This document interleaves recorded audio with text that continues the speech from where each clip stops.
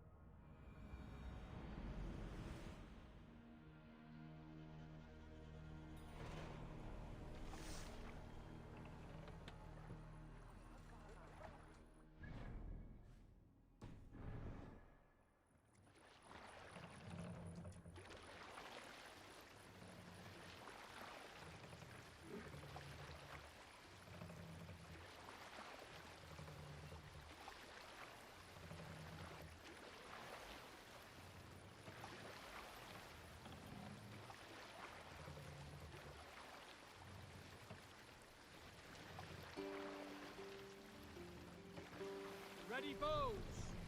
Strike up a tune.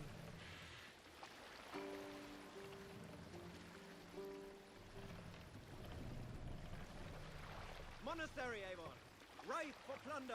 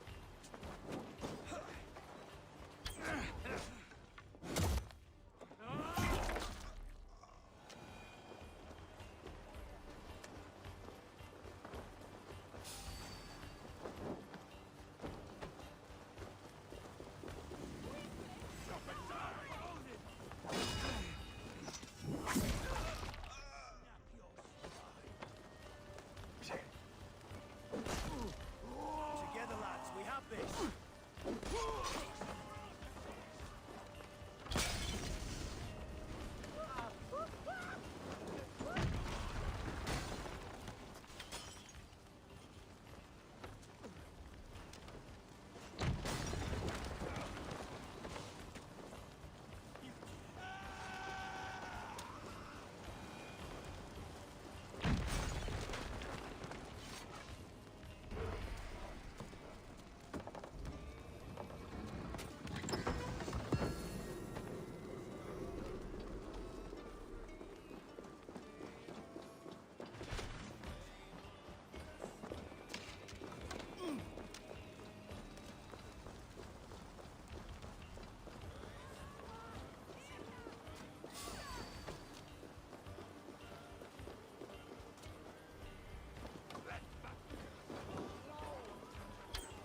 The Lord will see us prevail.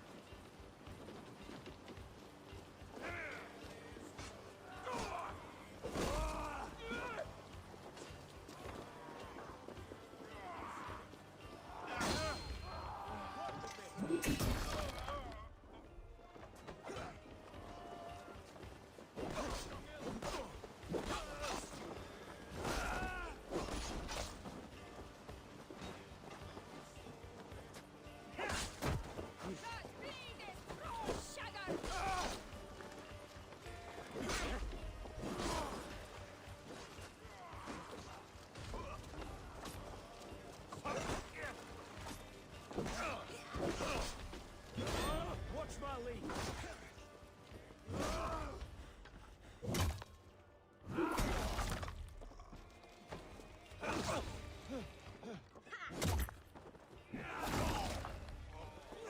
Watch for face. Sly fox this one.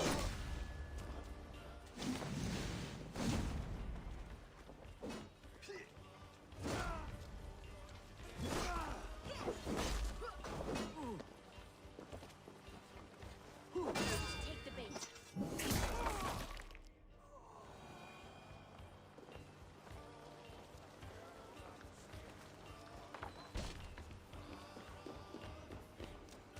Gente!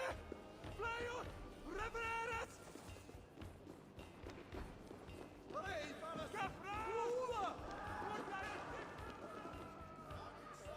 Give me a hand over here.